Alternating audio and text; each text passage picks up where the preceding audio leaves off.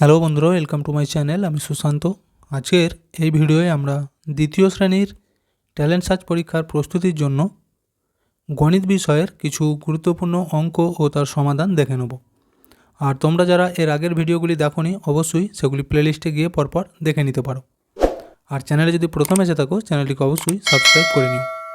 তো দেখো, দুই অঙ্কের কটি সংখ্যার একক স্থানীয় অঙ্ক এক? চারটে অপশান দেওয়া রয়েছে, 7, 8, 9 নাকি কোনোটি নয়।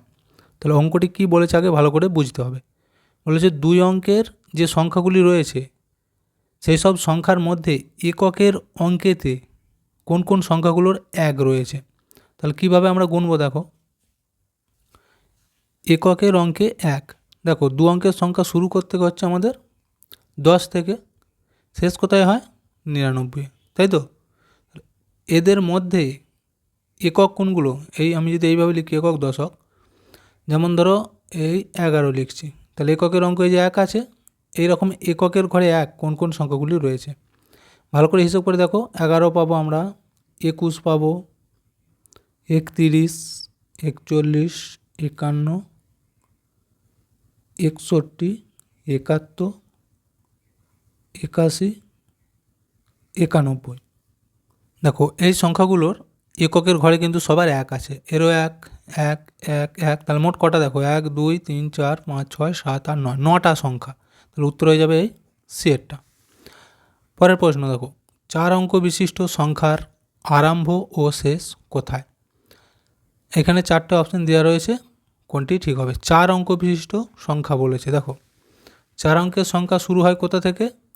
এই 9, 9, 9, অর্থাৎ 999 মানে কি, এটা 3 অঙ্কের সংখ্যা।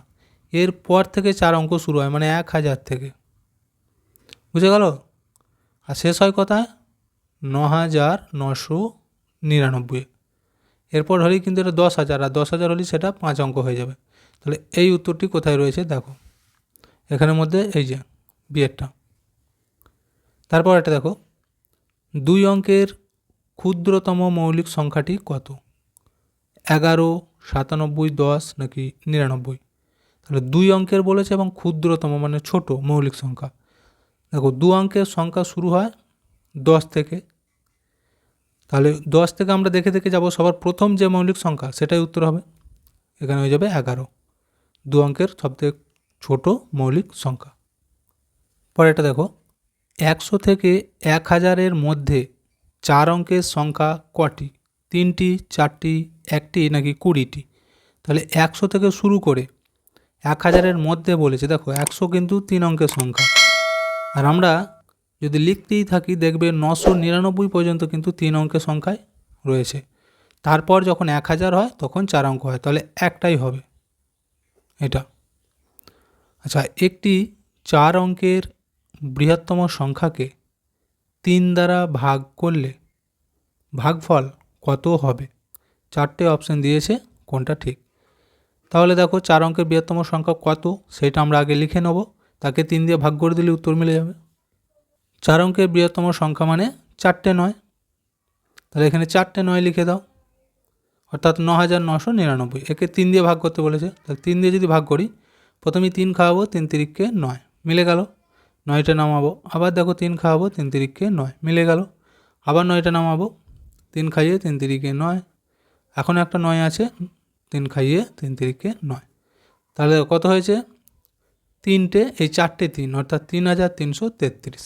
এখানে কোন উত্তরটি আছে দেখো, এই যে এর উত্তরটি হয়ে যাবে। পরে এটা দেখো, 31, 37 সংখ্যা দুটি কি? মৌলিক, যৌগিক, যুগ্ম নাকি কোনোটি নয়? তো দেখো এইখানেতে 31 এবং 37 দুটো সংখ্যাই হচ্ছে মৌলিক সংখ্যা, এই উত্তরটি হবে। মৌলিক সংখ্যা কাকে বলে? যে সংখ্যাটিকে সেই সংখ্যা এবং 1 দিয়ে ছাড়া আর অন্য কোনো সংখ্যা দিয়ে ভাগ করা যাবে না, বুঝে গেল? অর্থাৎ এই যে 31 আছে, 31কে আমরা 1 দিয়ে ভাগ করতে পারবো, আর 31 দিয়েই ভাগ করতে পারবো, এছাড়া অন্য কোনো সংখ্যা দিয়ে ভাগ করা যাবে না, সেই জন্য একে বলা হচ্ছে মৌলিক সংখ্যা। 37টাও ঠিক একই রকম। পরেরটা দেখো, 36, 42 কি 3-এর গুণিতক হবে? এখানে 4টে অপশান দিয়েছে, হ্যাঁ, না, সব মিথ্যা, কোনোটাই নয়। তাহলে কি করব? বলেছে 3-এর গুণিতক 36 আর 42, এটা ঠিক নাকি ভুল? গুণিতক কাকে বলে? যে সংখ্যার গুণিতক বলবে সেই সংখ্যাটিকে 1 দিয়ে, 2 দিয়ে, 3 দিয়ে গুণ করে করে যেতে হয়। তো গুণ করে করে যদি দেখো যে এই 36 আর 42 বেরোচ্ছে, তাহলে বলে নিতে হবে যে 3-এর গুণিতক। বা তোমরা সহজভাবে বার করতে পারো, দেখো 3-এর সাথে 12 গুণ করলে কিন্তু 36 হয়, 3 12 36, তার মানে 3-এর গুণিতক 12, এই 36।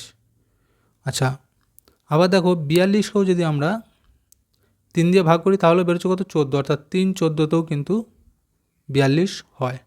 তাহলে এখানে দুটোই কিন্তু 3-এর গুণিতক, উত্তর হবে হ্যাঁ। পরেরটা দেখো, 30 ভাগের 25 ভাগ এর মধ্যে লব কত? 30, 25, 125 না 130? তাহলে কি বলেছে? 30 ভাগের 25 ভাগ এর মধ্যে লব কত? লব কোনটাকে বলা হয়? উপরেরটাকে বলা হয় লব। দেখো তাহলে আমরা যদি এইখানে লিখি, যতগুলো ভাগ বলবে সেটা নিচেই থাকে, মোট ভাগ 30, তার মধ্যে 25, তাহলে লব উপরেরটিকে বলি, তাহলে এইটা হচ্ছে 25, এই উত্তরটি হয়ে যাবে। পরেরটা দেখো, 8 মাস 10 দিন সমান কত দিন? 250, 260, 350 না 150? তাহলে কি বলেছে? 8 মাস 10 দিন। মোট কিসে বার করতে বলেছে? দিনেতে। তাহলে এটা দিন হয়েই আছে, এইটাকে আমরা দিন করে নেব। 8 মাস কী করবো আমরা? প্রথমেই দেখব যে 1 মাস সমান কত দিন, কত হয়? 30 দিন। তাহলে 8 মাস বলেছে, 8 দিয়ে গুণ করতে হবে।